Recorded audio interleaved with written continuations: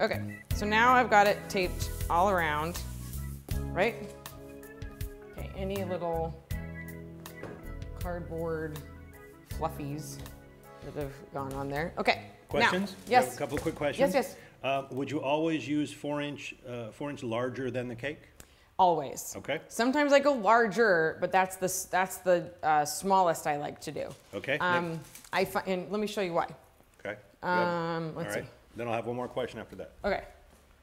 Let's see. This is that's a 14. It's a good question, Doris. Thank you. Yes, thank you, Doris. This is why. Here's a 10-inch. Okay, this is what would go on this cake. Do you see how? Another senior moment.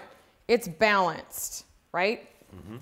Instead of something like this. You see how it's just kind of, it's a little too, it looks constricted. That's a good word. It looks a little constricted compared to this. Okay.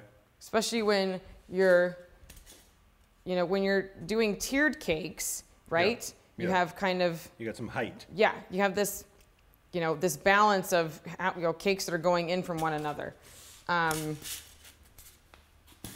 If you have somebody that really, really wants it that tight, I mean, this is just a cake drum. So if I had a 12-inch cake baked, I haven't put frosting on this yet.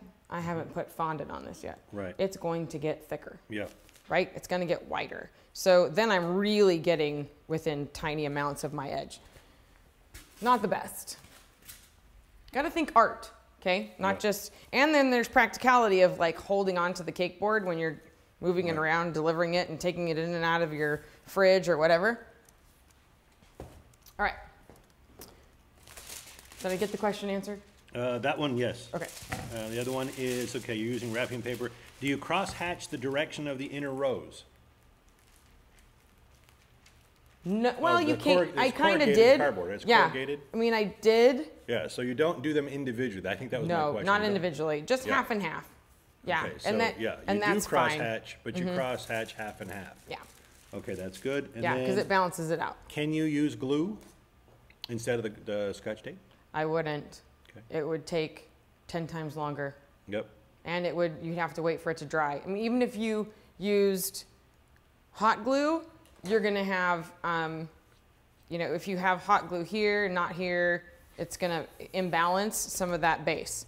So Scotch tape is fast and easy. Okay. I would say the answer would be you can use glue. You can, you but can practice with it if you want to, but this is a whole lot faster. You don't want these to take you forever. Yeah.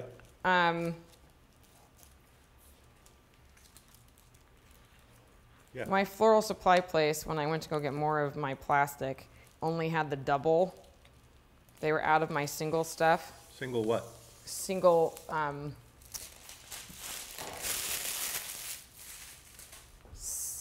this is doubled up.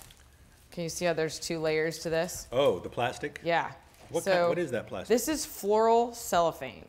Floral cellophane? Floral cellophane. So when you get your flowers wrapped in it. Now, why do I use cellophane? Why don't I just use paper?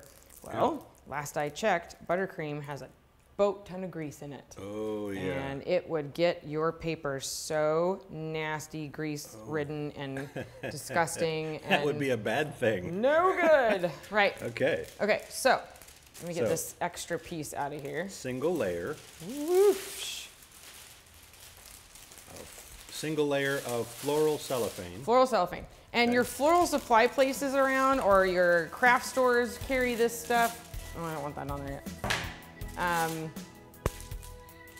It's really easy to find, I think. Would that also be known as basket wrap? It's the same kind of, is it the same thing? Yes, that's fine. Yeah, that stuff works good too.